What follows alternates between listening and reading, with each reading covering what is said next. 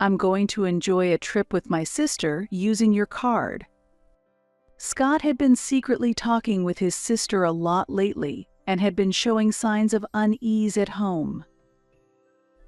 I had suspected that they were plotting something besides the trip, and I was right to have prepared in advance. Maybe I should pretend to be surprised a little. "What do you mean by using my card? Explain." I already knew that Scott was leaving for a trip today. I was really astounded. If he was planning to set something up, I wish he would have planned a little better. Until now, I've endured whatever came, but I couldn't bear it any longer. I've decided to retaliate and started implementing the plan I had prepared before the trip. It's time for us, who have been oppressed by this corrupt brother and sister, to fight back. By the end of today, I should be able to say goodbye to all misfortunes. He didn't know that someone who was accompanying him on the trip was actually my ally, so he might as well enjoy it. My name is Megan Brown, and I'm a 33-year-old working housewife. I live with my husband Scott in a newly purchased house.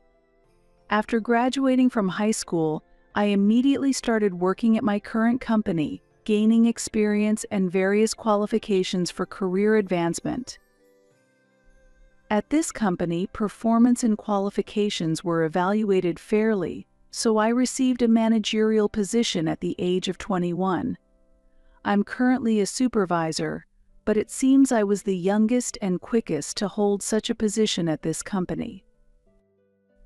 I'm secretly hoping to be promoted to head of the department in the future. One day, several new employees were assigned, including Scott. I was slightly younger than him, but I was his supervisor at work. I was appointed as the trainer for Scott and 2 other newcomers. "Megan, you're about our age, right? And you're already a supervisor."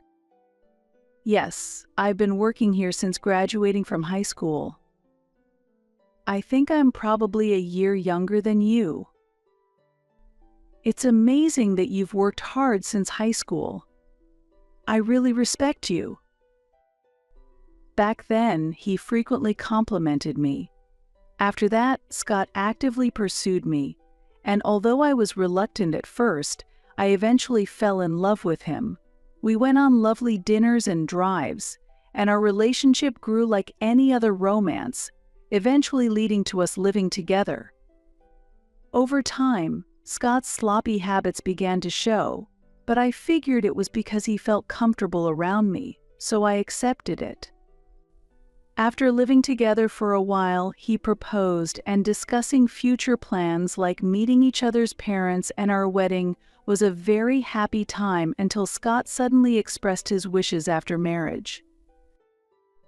"Megan, I want you to quit your job and take care of our home. I'll work outside, and I want you to protect our home. I'm also thinking about having children soon, and I'm looking forward to our wedding and our own home. We'll have the wedding first, then buy a home. And think about children after that. What do you think?" "Scott, that sounds wonderful. I'm not worried about the order, but I am concerned about the costs. Even though we have savings, I don't plan to be a stay-at-home mom, and I intend to take maternity leave when we have a child." "That's a concern, for sure.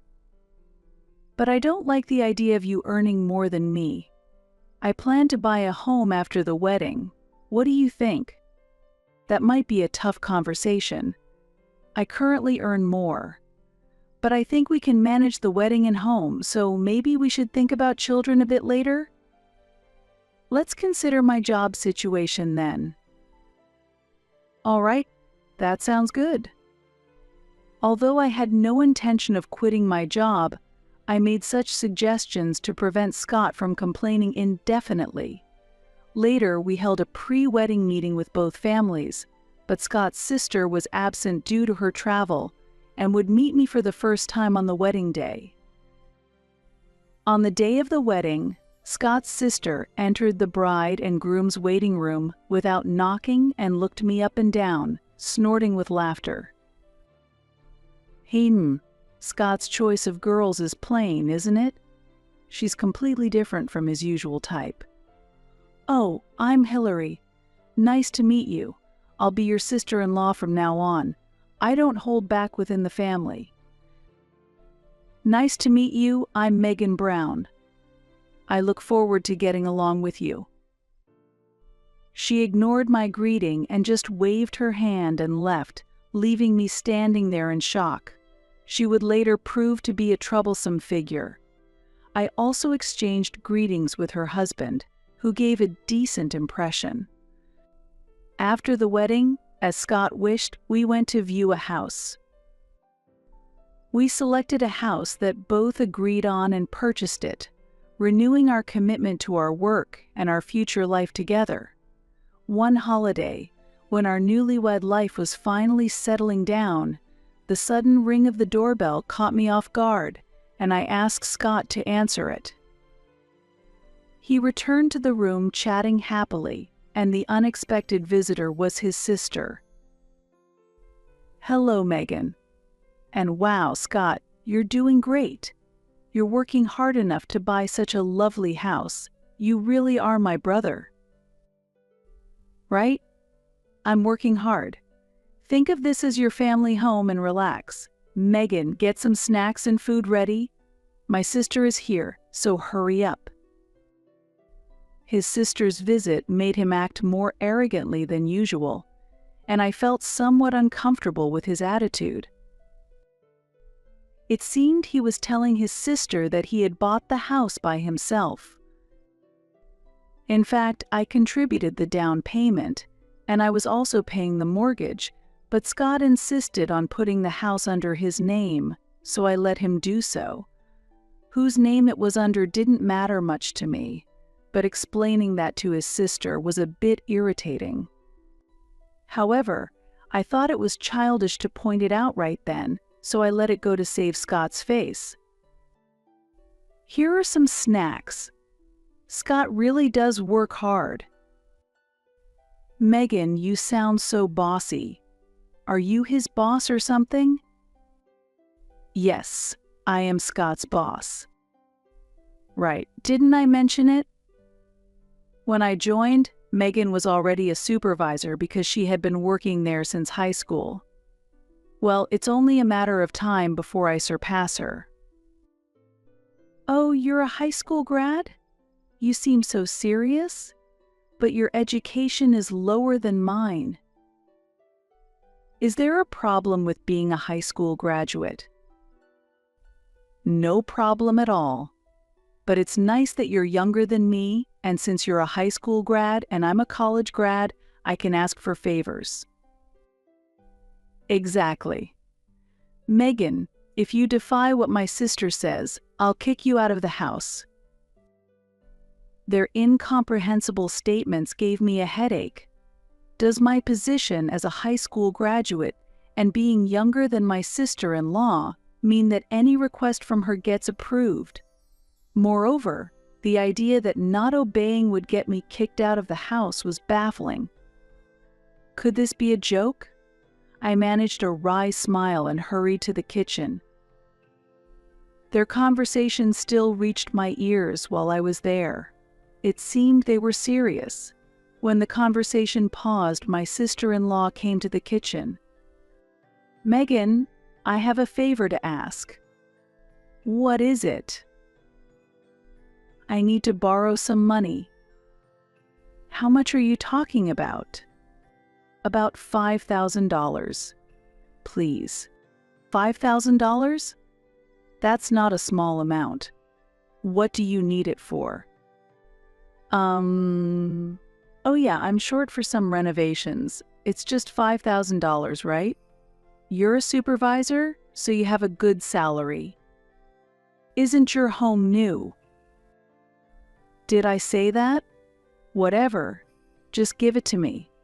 Scott told me to ask you because he said you'd lend it to me. What? How dare you? Megan, Just hand over the money to my sister. If you don't, I'll call your boss right now and tell them you want to quit." "All right, I understand. But Hillary, if I'm lending you the money, you need to write a promissory note." "A promissory note? Even though we're family?" "Especially because we're family, I want you to write it.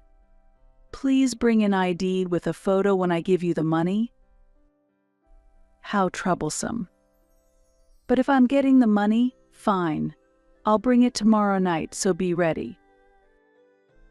I ended up agreeing to lend money to my sister-in-law, but due to a bad feeling, I decided to have her write a promissory note to ensure repayment. Despite complaining, she brought the necessary items as promised the next day. After getting married, I was truly shocked by Scott's attachment to his sister, and I was simply dumbfounded. It seemed no matter what I said, he wouldn't listen.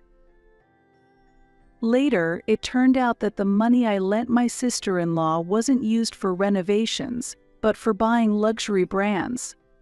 Once I started lending her money, her demands escalated, and the frequency of her borrowing money increased. Of course, I always made her sign a promissory note, but I had lent her about $12,000 in just 1 month. Just as I was thinking that this was too much, I was called by my boss, and to my surprise, I was offered a promotion to be a director, which really made me happy. I couldn't contain my excitement and immediately went home to tell Scott, who was on leave. "I'm home." "Hey Scott, listen." "Welcome back, Megan. You look happy. What happened?" "Yes.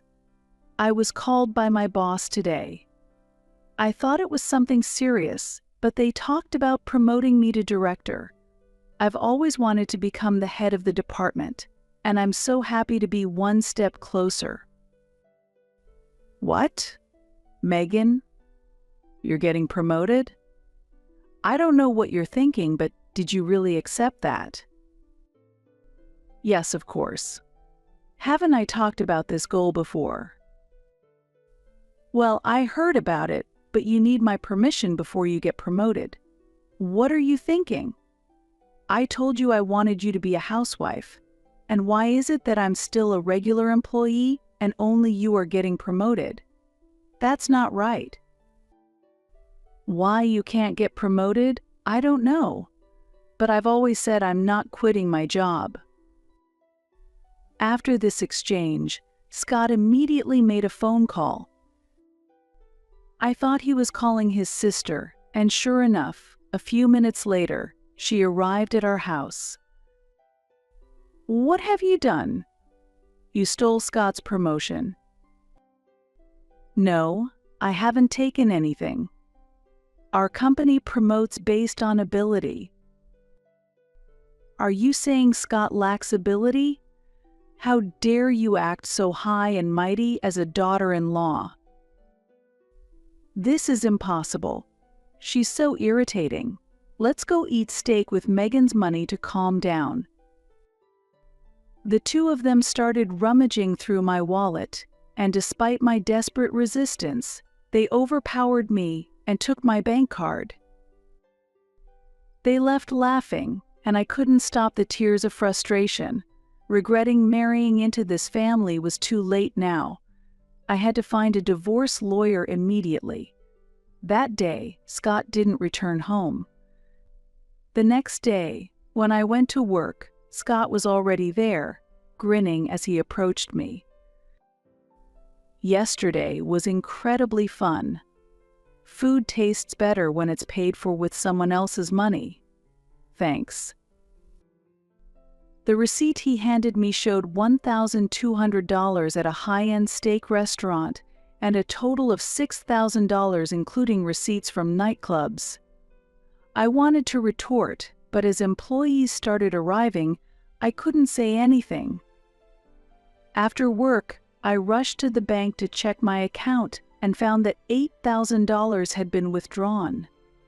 Feeling my face heat up with anger, I confronted Scott at home. "Scott, what have you done? High-end steak, nightclubs, you spent $8,000 of the money I saved when I was single. Shut up already. I don't care whether it was money you saved when you were single. I've already spent it, so there's nothing you can do about it." With that, Scott escaped to the bathroom. I couldn't bear it anymore. At that moment, I firmly resolved to get divorced. To initiate divorce mediation, I headed to a law firm over the weekend. Weeks flew by and preparations for the divorce were steadily progressing. Since that incident, Scott often came home late at night and left the house early on weekends, exhibiting suspicious behavior. Just as I was considering hiring a detective, I received a call from Hillary's husband, Ethan. "Hello, this is Ethan, Hillary's husband. May I speak with Megan, please?"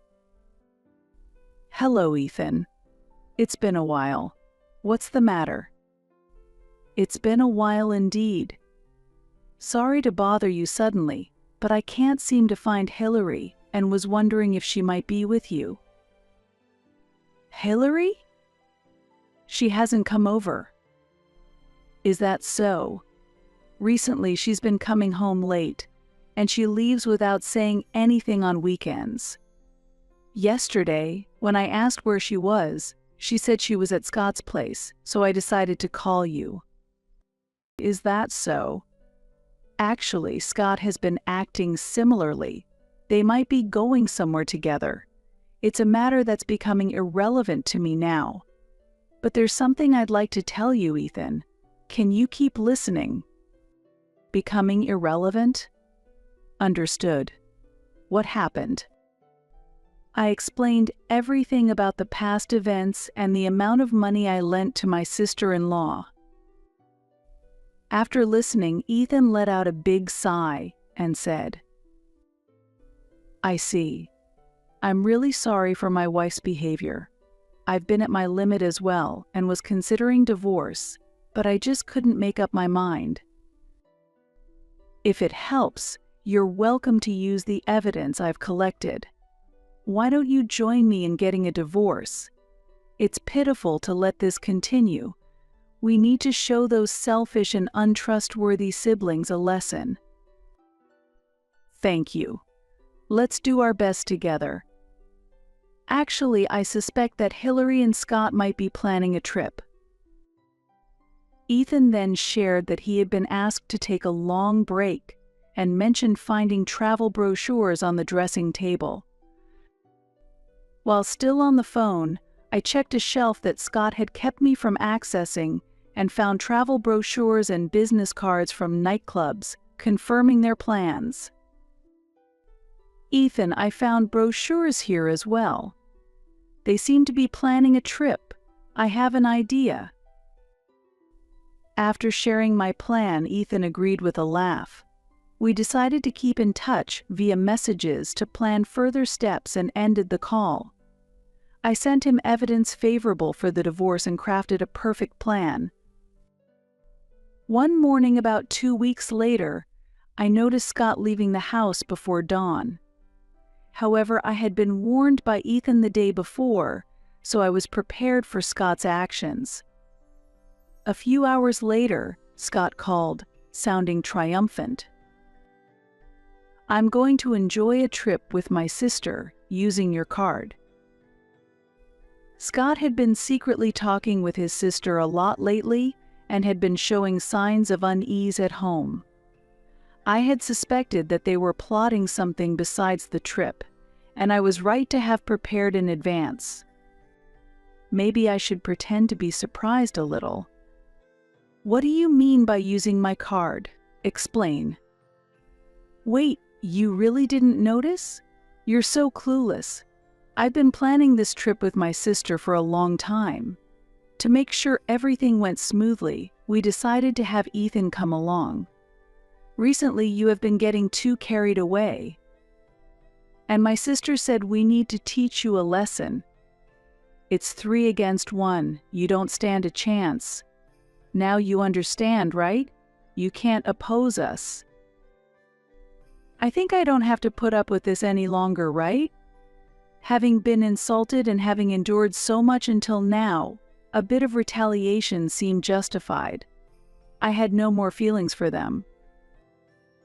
Sorry, Scott, I didn't quite catch you. Could you repeat that? You must be shocked and didn't hear me, huh? I'll tell you again then. I'm using your cash card to go on a trip. What? The card is in my wallet, though. What are you talking about? I have it here. Wait, what is this? Did you just realize? That's a bit slow of you, Scott. I think what you took was my old fitness club membership card. They have similar designs, easy to mix up. No way. I checked and made sure it was the cash card. It really says fitness club. Mistook it, did you? Hey, I heard everything. Explain yourself. It was definitely a cash card when I saw it. Was it now? If Hillary knew, it means you two conspired to steal the cash card from my wallet again, doesn't it?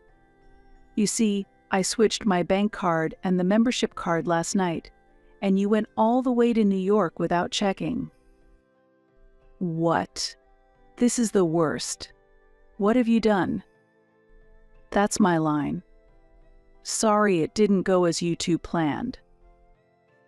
How dare you be so presumptuous? Remember this when you get home. That's fine. I've prepared a gift for you two, so look forward to returning home. Trying to bribe me with things? I only accept cash. That will be a surprise for when you get home. But sis, what do we do now? Megan, send us money. I found their conversation worthless, so I hung up and decided to go back to sleep as it was still early in the morning. But soon, a message from Scott arrived. Megan, send money right now. Ethan is here. I replied simply, is that so, and went back to sleep. In the afternoon, I was woken up by the ringing of my phone. Checking the display, I saw an unusual number of missed calls and messages. As the phone kept ringing, I decided to call Ethan first, then answer Scott's call. Finally, you picked up your phone. You're late. Please send money quickly. We're freezing here. It's February, and they were in New York, which must have been very cold.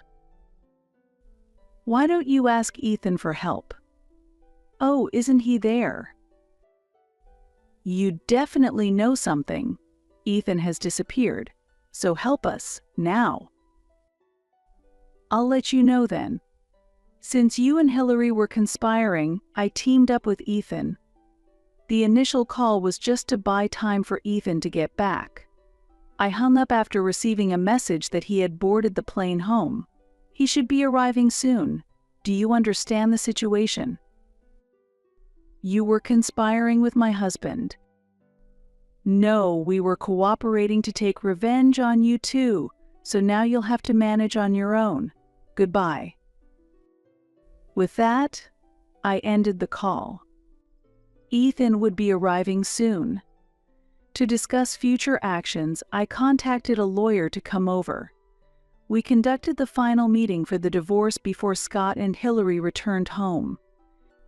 The reason why I gathered Ethan and the lawyer was because I anticipated that Scott and his sister would definitely come to confront us.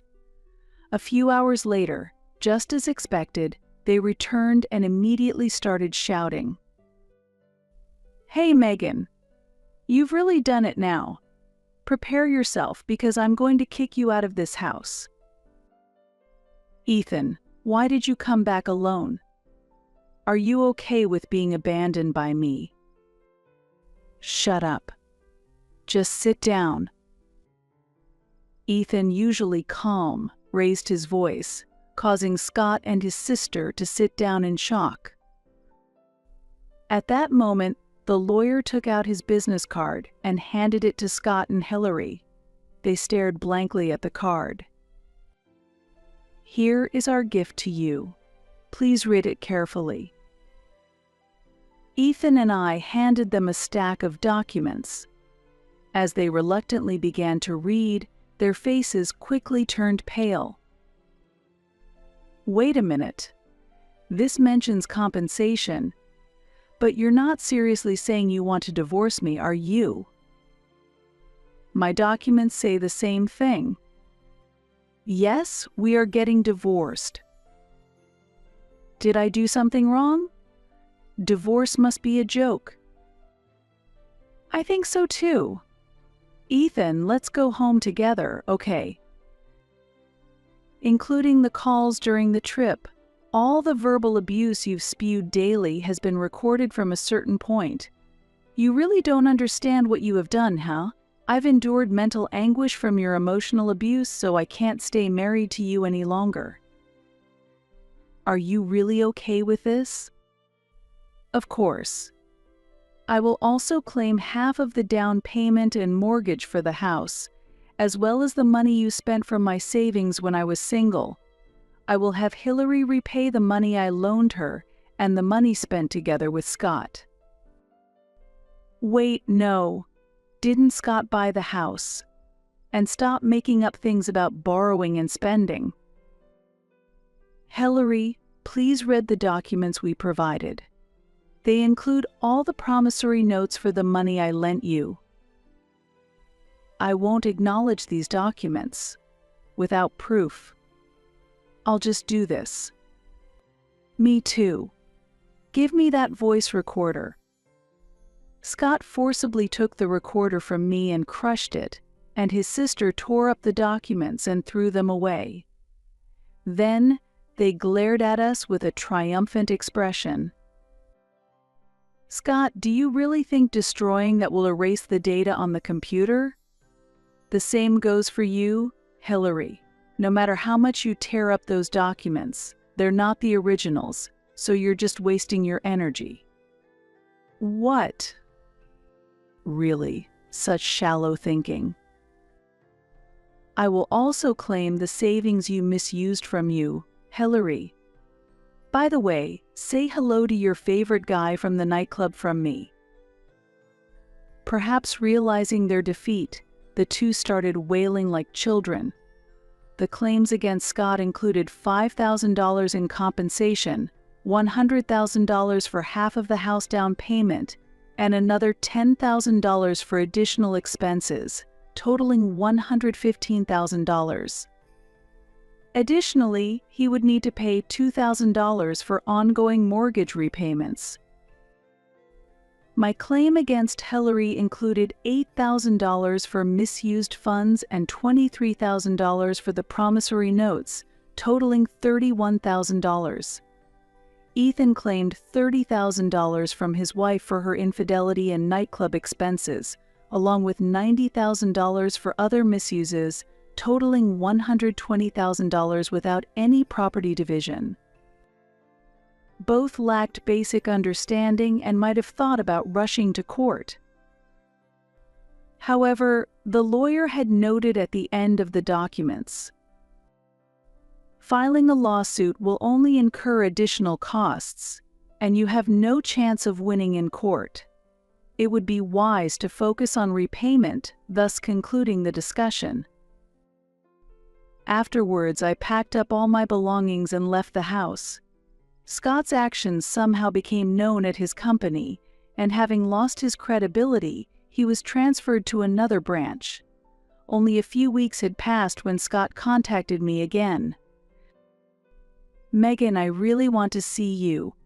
I never thought I'd feel so lonely without you. Is there a chance we could start over? You can keep working as much as you like. Sorry, but no. Goodbye. Megan. It's Hillary. I also think you should start over with my brother. Maybe there was some misunderstanding between us, and I'm sure we can do better next time. Let's live together this time. Hillary, I firmly refuse. Sorry, but I hope I never have to see you again. They pleaded, but I ignored all of it, blocking their contacts and setting up call rejections. Ethan received similar messages, but he responded in the same way. Later, when I passed by the old house in a taxi, it had already been put up for sale. Since I had demanded the repayments in a lump sum, I completely cut off contact with them, leaving their current situation unknown to me. I myself bought a new apartment after moving out. With the stress gone, my work went well, and I recently received a notification from my boss about my promotion to head of the department. Ethan and I often went out to eat, and despite the age difference, his calm demeanor and gentle nature always brought a smile to my face. Our thoughts were similar, and I felt I had a good connection with him. After the divorce, my life has been bright and everything has been going well. Every day I am truly glad I decided to divorce. Well, what happened next between Ethan and me will remain a story for another time. Now that my son has passed away, you'll return to your parents' place, right? It'd be sad if this house was left empty, so we'll live here. You don't need to worry at all. This happened after my beloved husband suddenly passed away.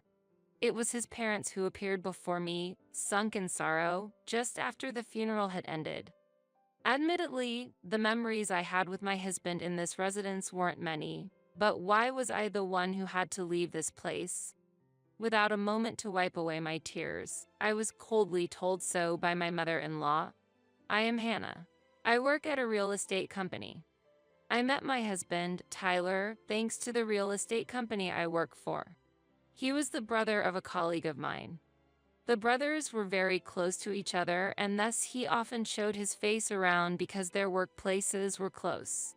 Working together as clerks, I also became friendly with the colleague who would later become my brother-in-law.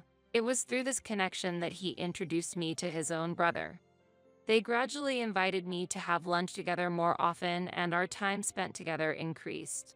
Tyler was a bright and nice person to talk to, but I never saw him as a man.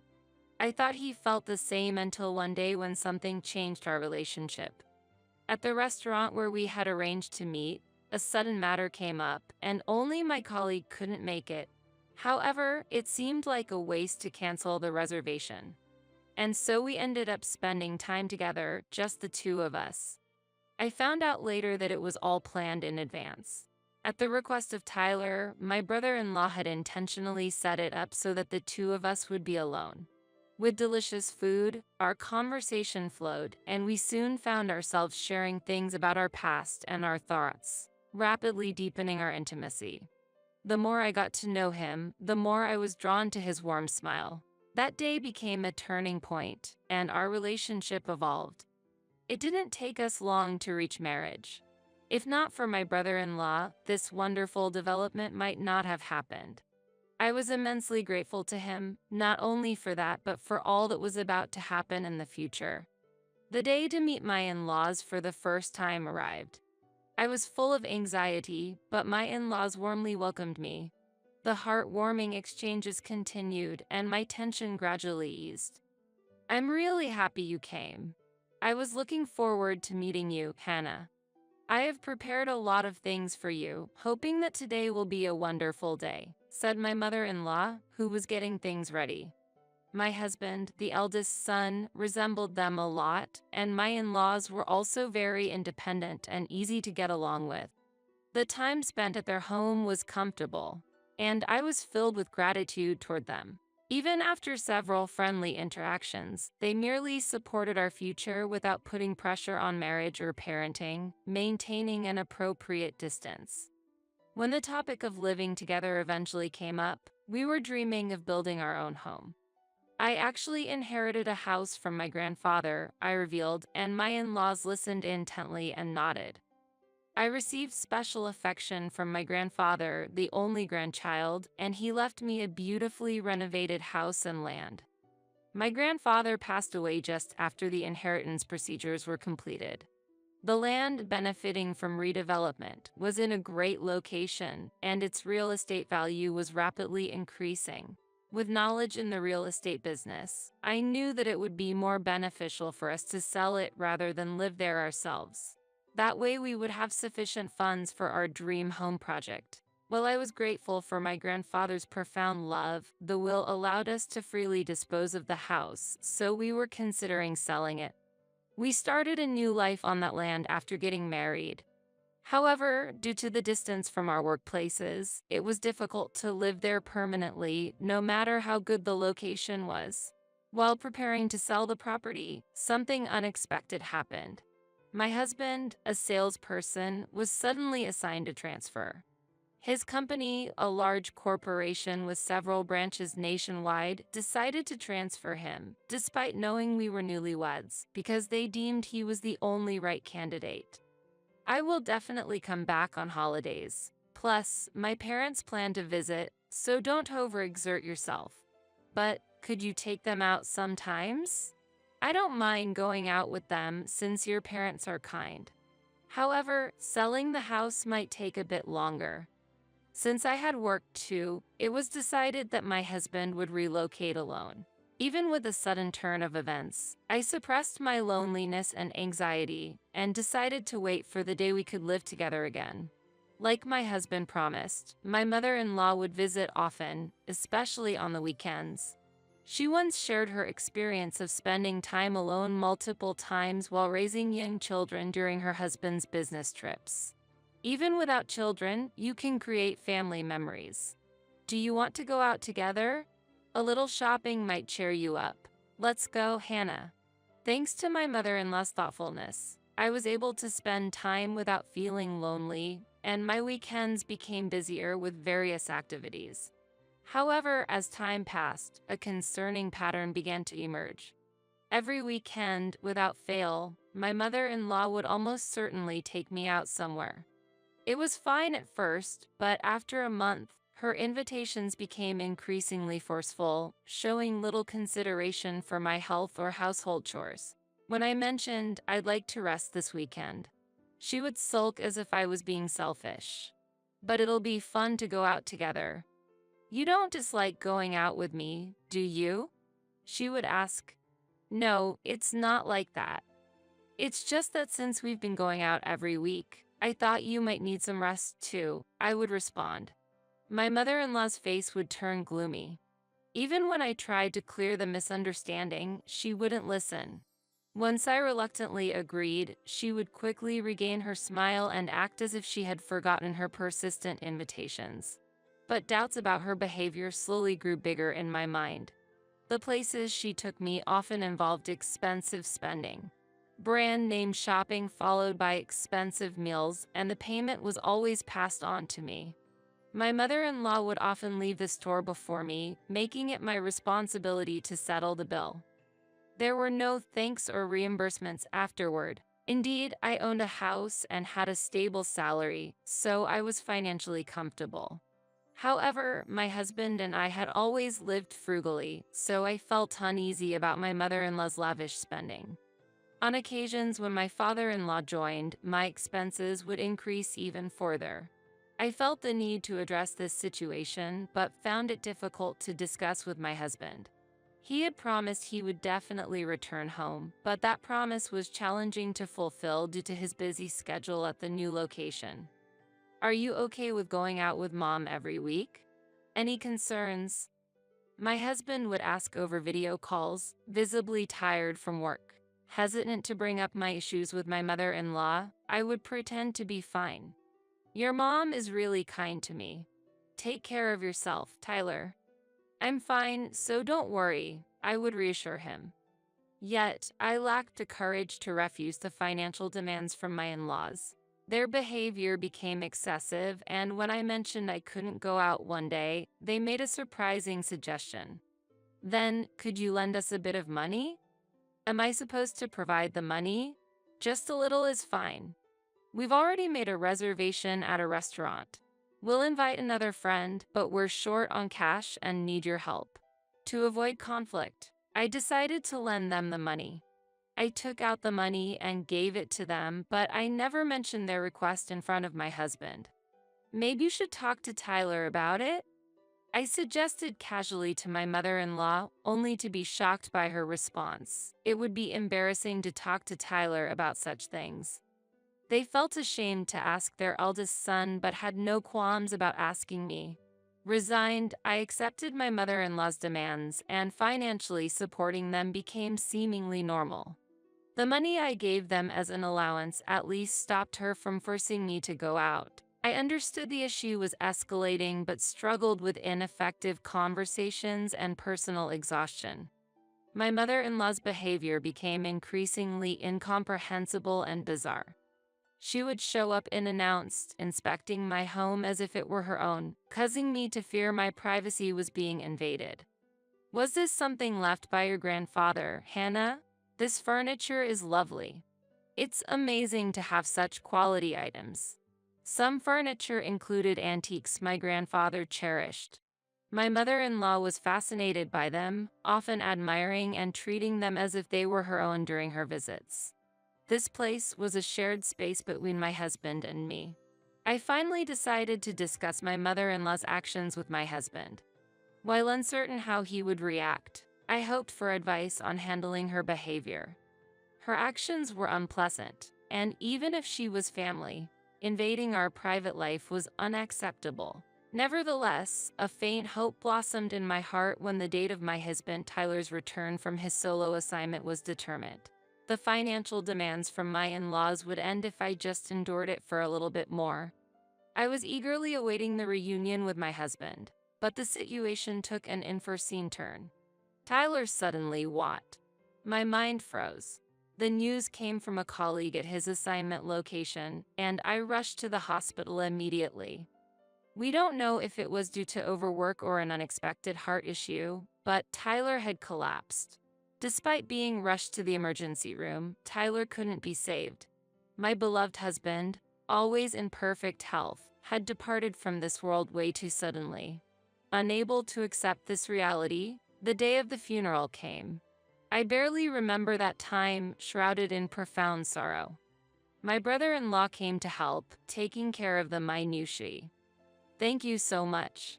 I'm sorry I have to rely on you at a time like this." "What are you talking about?" "It's my brother's funeral. Besides, is everything okay with the land? Is the house ready?" After the funeral, while tidying up, I had a deep conversation with my brother-in-law. I nodded, responding, "Everything is settled." Days after my husband's funeral, my in-laws came to our house together. However, it was clear they weren't there to offer condolences. "It's truly unfortunate that our son passed away so suddenly, but don't worry, we're here for you. Everything will be all right."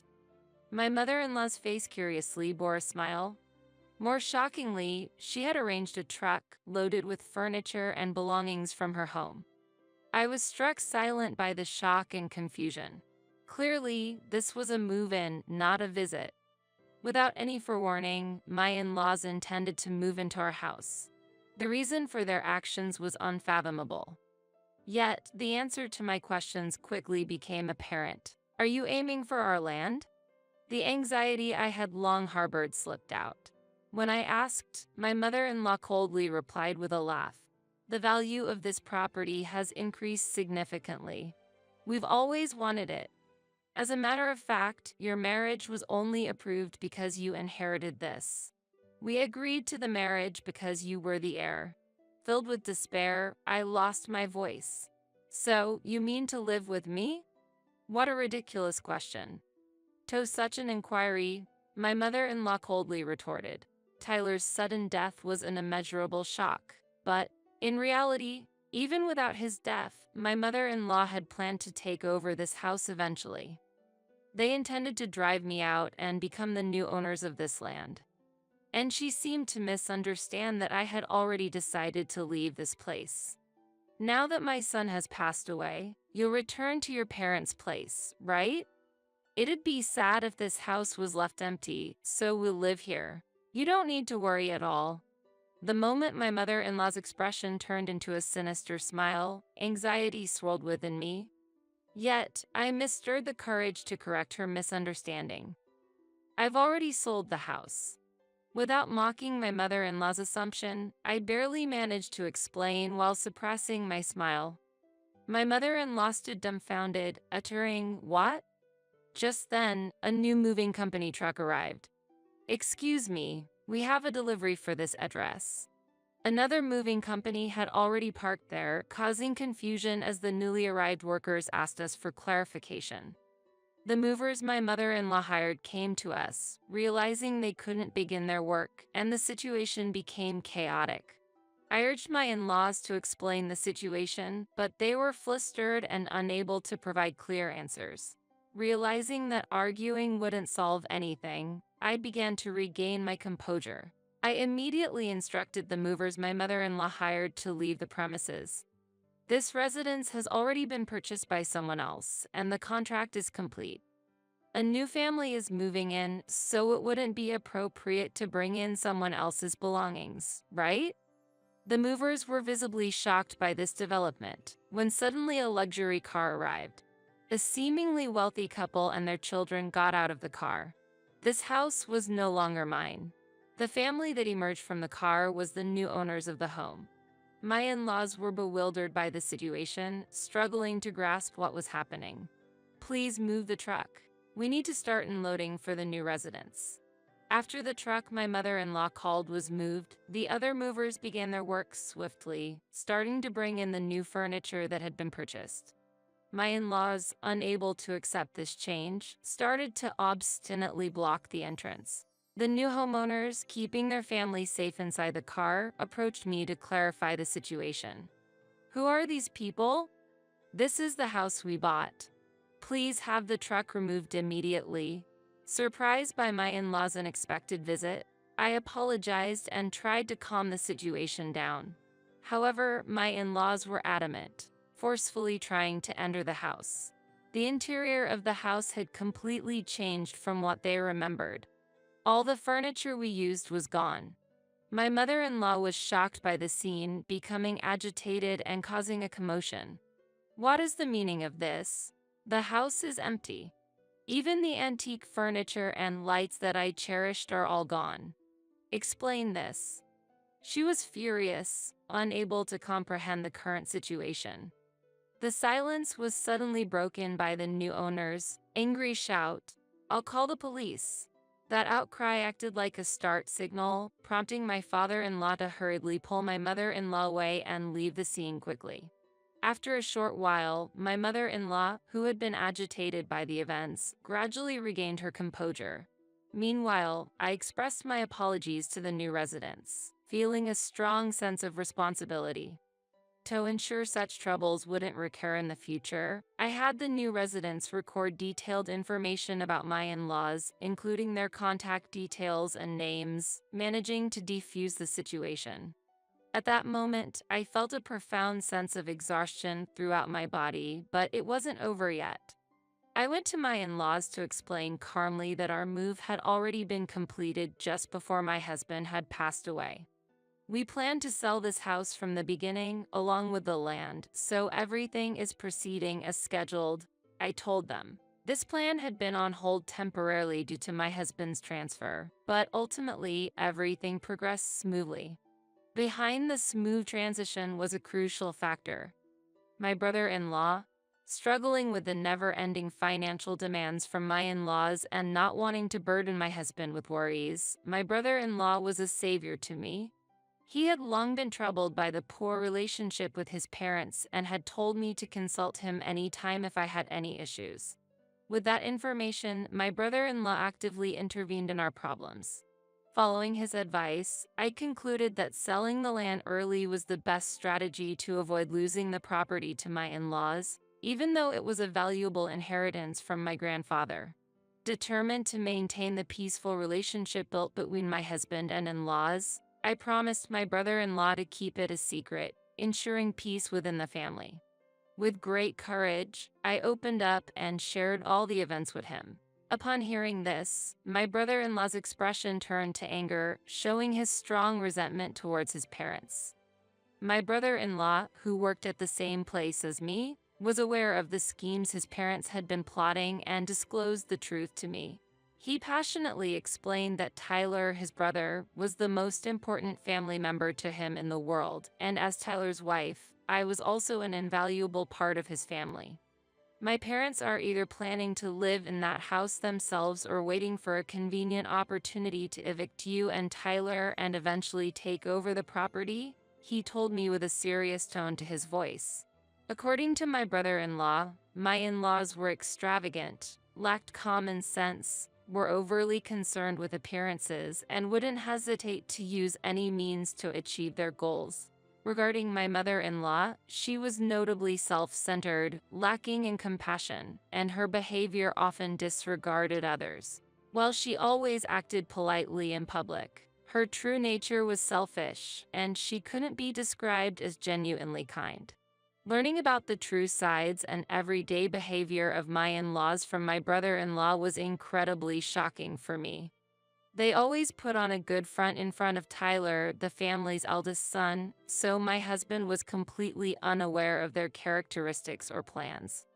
My brother-in-law strongly advised that we quickly put the house on the market and sell it to prevent losing it due to my in-law's scheme. Convinced by his persuasion, we recognized the importance of selling the house and decided to proceed with the sale promptly, even if it meant parting with a valuable property inherited from my beloved grandfather, if it became a barrier for our relationship as a couple. It was a decision made prioritizing family harmony. I strongly wish to avoid leaving a source of discord for the future, especially due to the property's value. This decision was by no means an arbitrary one. My husband and I had discussed this matter extensively while he was still alive, and he fully agreed with it. He understood my predicament of not being able to consult anyone, and upon learning about his parents' actions, he firmly stated that he could never condone their behavior. He told me, "I'm sorry for not realizing this. Hannah, if you're okay with it, let's sell the house before my parents can do anything. I'm really sorry to let go of the precious house inherited from your grandfather. No, if it prevents future problems. I believe my grandfather would support this decision." I responded. My decision was not to prioritize the relationship with my in-laws, but to protect the future me and my husband were supposed to have together.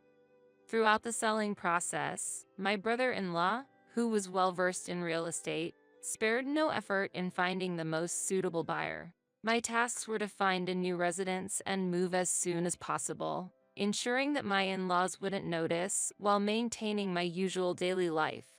The house, slightly worn from our use, was almost as good as new, which we considered when setting the price.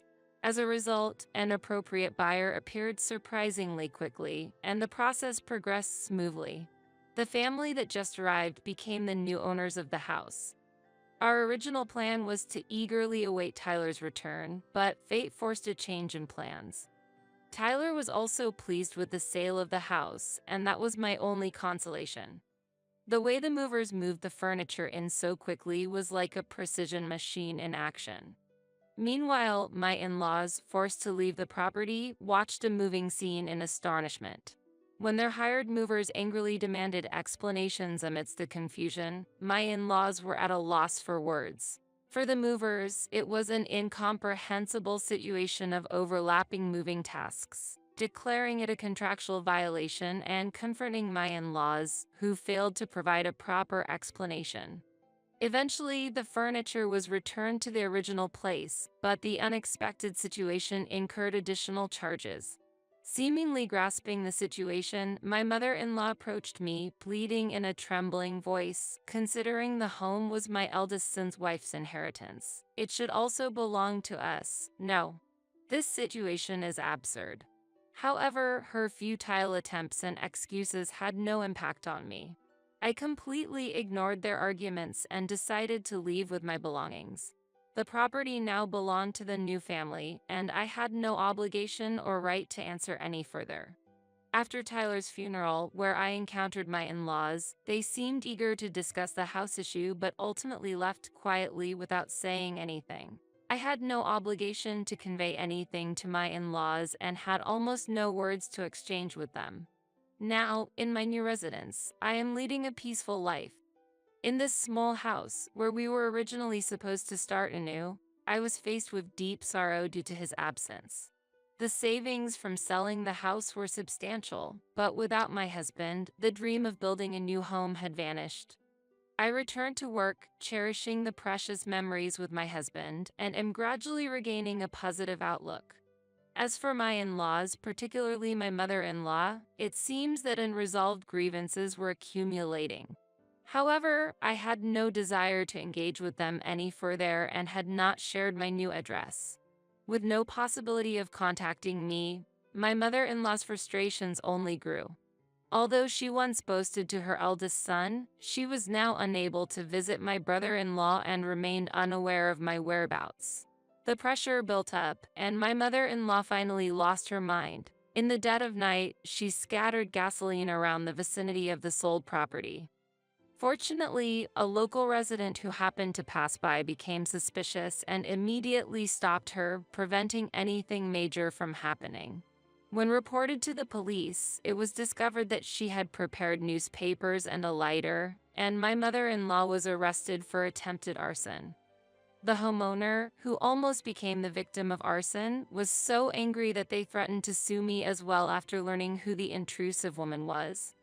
I apologized repeatedly, but since it was an attempted arson, there was nothing I could do about the crime my mother-in-law committed. Ultimately, her obsession with the house led to her prosecution. Through multiple apologies, I managed to seek forgiveness and promised to ensure such an incident would never happen again. My mother-in-law was raised in a pampered environment, accustomed to getting whatever she wanted. Facing a situation where she couldn't have that house, frustration and jealousy emerged. She reluctantly began to resent the house and land, resorting to crime, which eventually led her to get imprisoned.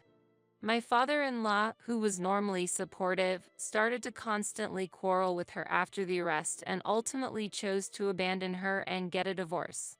As a result, my mother-in-law completely lost a home to return to after her sentence. However, this can also be seen as the consequence of her own choices. My brother-in-law felt lonely after losing his brother but comforted me, saying, "I can endure it, because I still have you." The relationship with my in-laws had ended, but that didn't mean I had lost all my family.